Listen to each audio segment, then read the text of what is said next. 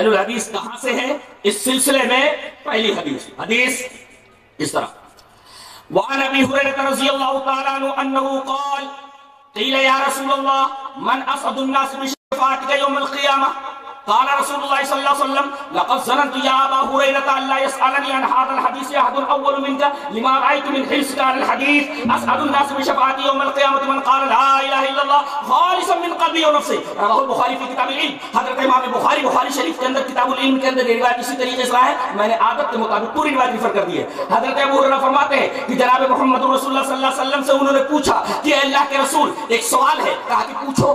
کہا کہ یہ بتائیے کہ قیامت کے میدان میں آپ کی سفارش کے درمیان آپ کی سفارش سے بہرور وہ کون سا خوش نصیب ہوگا جس کو قیامت کے دن میدان محشر میں آپ کی سفارش نصیب ہوگی. نبی کریم صلی اللہ علیہ وسلم نے ابھی جواب نہیں دیا بلکہ ابو ہریرہ رضی اللہ تعالیٰ عنہ سے یہ کہا اے ابو ہریرہ مجھے یقین تھا کہ یہ سوال تم سے پہلے کوئی نہیں کرے گا, تم ہی یہ سوال کرو گے. کیوں؟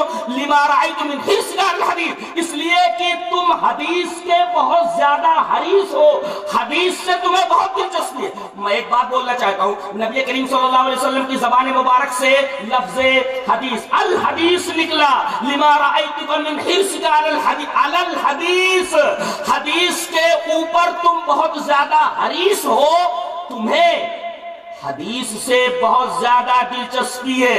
یہ دیکھیے لفظ الحدیث موجود ہے اور حضرت ابو ہریرہ کی آپ نے تعریف کیوں کی؟ اس لیے کہ وہ نبی کریم صلی اللہ علیہ وسلم کی حدیثوں کو لکھتے تھے, یاد کرتے تھے. اچھا, حدیث کا لفظ اس حدیث کے اندر مل گیا. اب میں آپ سے پوچھوں, قانون موجود ہو تو کوئی قانون بنانے والا یا قانون پر عمل کرنے والا نہیں رہے گا کیا؟ ارے قانون اگر موجود ہے تو سمجھ لو کہ قانون بنانے والا بھی موجود ہے اور قانون پر عمل کرنے والا بھی موجود ہے. جی, اب حدیث اگر موجود ہے تو حدیث بولنے والا بھی موجود جناب محمد صلی اللہ علیہ وسلم, اور حدیث کے اوپر عمل کرنے والا بھی موجود صحابہ کرام رضوان اللہ تعالی علیہم اجمعین. تو حدیث موجود ہو, اس پر عمل کرنے والے اہل الحدیث نہ ہوں, یہ تو ہو ہی نہیں سکتا. ہاں, ایک سوال آپ کر سکتے ہیں کہ جب حدیث موجود تھی, اہل الحدیث بھی موجود تھے, تو یہ نام صحابہ کرام نے اپنا کیوں نہیں رکھ لیا, ظاہر کیوں نہیں کر دیا؟ جواب بالکل سمپل ہے کہ اس وقت صحابہ کرام کے مقابلے میں یہ مسلمان تھے اور مقابلے میں صرف کافر تھے اور کوئی تھا ہی نہیں, ایک ماننے والا ایک نہ ماننے والا. لہذا اس وقت صحابہ کرام نے اپنے آپ کو صرف مسلم کہا, اس لیے کہ اپوزٹ میں صرف ایک ہی فرقہ تھا, ایک ہی گروہ تھا, وہ تھا انکار کرنے والوں.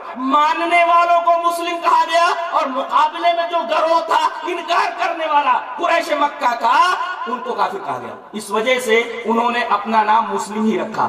لیکن جیسے بات آگے بڑھی اور لوگوں نے نص کے مقابلے میں, قرآن و حدیث کے مقابلے میں رائے کے اوپر عمل کرنا شروع کر دیا, یہ فلاں شخصیت کی رائے ہے, یہ فلاں امام کی رائے ہے, یہ فلاں مفکر کی فکر ہے, یہ فلاں قانون دا کا قانون ہے. جب لوگوں نے وحی الہی کے مقابلے میں رائے ظاہر کرنی شروع کی تو اب ان مسلمانوں نے, جنہوں نے اپنا نام صرف مسلم رکھ رکھا تھا, صاف کہہ دیا کہ ہم اصحاب الحدیث ہے, تم اصحاب الرائے ہو. کیا ایسا ہوا تھا؟ جی ہاں. رائے کا لفظ ہے کیا حدیث میں؟ رائے کا لفظ ہے حدیث میں کہ کچھ لوگ رائے کے اوپر عمل کرنے لگے تھے. جی ہاں, دلیل یہ حدیث پاک.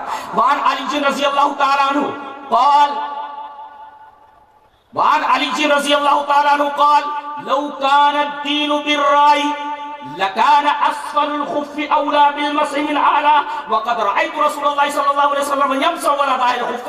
رواه ابو داؤد في كتاب الطهارة. حضرت امام ابی داؤد اس حدیث پاک کو ایسے کتاب الطہارہ کے اندر لائے, راوی نبی کریم صلی اللہ علیہ وسلم کے داماد محترم حضرت علی رضی اللہ عنہ. غور سے دیکھیں, حضرت علی فرماتے ہیں کہ اگر دین کی بنیاد رائے کے اوپر ہوتی, لو کان الدین بالرائے, اگر دیکھنا ہو یہ حدیث ابو داؤد شریف کھول کر کے دیکھو, کتاب الطہارہ کے اندر یہ روایت مل جائے گی. حضرت علی فرماتے ہیں کہ اگر دین کی بنیاد رائے کے اوپر ہوتی, عقل کے اوپر ہوتی, تو موزے پر مسا نیچے سے ہوتا, اوپر سے نہیں.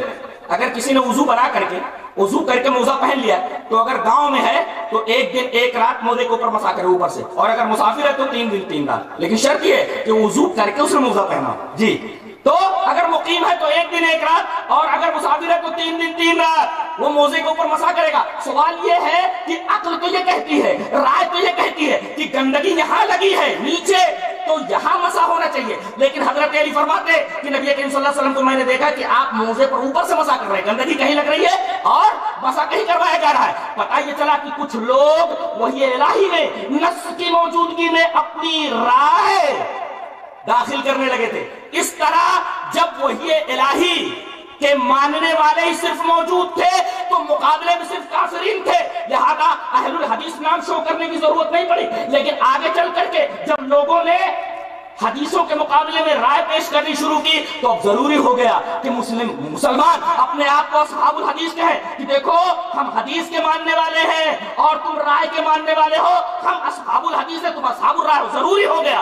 ارے جب تک پورے گاؤں میں ایک ہی میڈیکل اسٹور ہو اور اصلی دوائیاں اس میڈیکل اسٹور پر مل جاتی ہوں تو اب یہ لکھنے کی ضرورت نہیں ہے کہ بھئی یہیں صرف اصلی دوائی ملتی ہے۔ ہاں جب اور کئی میڈیکل اسٹورز ہو جائے گاؤں میں اور یہ پتا چل جائے کہ کچھ میڈیکل اسٹورز میں نقلی دوائیں بھی مل رہی ہیں تو اب ان لوگوں کو چاہیے جو صرف اصلی دوائیں بیچنا چاہتے ہیں، اصلی دوائیں صرف اسی میڈیکل اسٹور میں ملتی ہے۔ ضروری ہو گیا، لہذا جب لوگوں نے رائے کے اوپر عمل کرنا شروع کر دیا تو ان سے کہا گیا تم اصحاب الرائے ہو، ہم اصحاب الحدیث ہیں۔ اس طرح ضروری ہو گیا کہ اپنے آپ کو اصحاب الحدیث کہا جائے تاکہ اصحاب الرائے اور اصحاب الحدیث کے درمیان ایک خط امتیاز، ایک خط فاصل کھنچ جائے۔ سمجھ میں آیا؟ اور پھر بات جب آگے بڑھی لوگوں نے یہ کہا کہ ہم حدیث کو بھی مانتے ہیں قرآن کو بھی مانتے ہیں، لیکن قرآن اور حدیث میں منمانی تعویل کرنے لگے تو جو مسلمان تھے اور جنہوں نے اپنے آپ کو اصحاب الحدیث کہا انہوں نے ایک اور نام اپنا رکھا، کہا کہ ہم سلفی ہیں۔ کیوں؟ اس لیے کہ تم قرآن اور حدیث میں منمانی تعویل کرتے ہو، ہم منمانی تعویل نہیں کرتے، ہم قرآن اور حدیث کا وہی معنی سمجھتے ہیں جو صحابہ کرام نے سمجھا، ہمارے سلف نے سمجھا ہے۔ تو اب ضروری ہو گیا کہ مسلم کے ساتھ اصحاب الحدیث کہیں اور اصحاب الحدیث کے ساتھ اپنے آپ کو سلفی کہیں، اس لیے کہ یہ بتاتا ہے لفظ سلف کہ ہم وحی الہی کو قرآن اور حدیث کو اس طرح سمجھتے ہیں جس طرح صحابہ کرام رضوان اللہ تعالی علیہم اجمعین نے سمجھا ہے۔ یہ مطلب ہے اس کا، ورنہ اگر یہ سارے کے سارے فرقے مٹ جائے، ہمارے مقابلے میں صرف ایک ہی فرقہ رہ جائے، اپنے آپ کو صرف مسلمان کہیں، ثابت ہوا جی۔ اس وجہ سے صحابہ کرام نے اپنا نام صرف مسلم رکھا تھا، مقابلے میں صرف ایک ہی گروہ تھا۔ اگر اصحاب الرائے ہوتے تو مسلمان اپنے آپ کو اصحاب الحدیث بھی کہتے ہیں، لیکن حدیث موجود تھی، حدیث کے اوپر عمل کرنے والے بھی موجود تھے، حدیث کہنے والا بھی موجود تھا، جناب محمد رسول اللہ صلی اللہ علیہ وسلم۔ یہ بات بھی صاف ہو گئی کہ اپنا نام انہوں نے اصحاب الحدیث کیوں نہیں رکھا اس وقت۔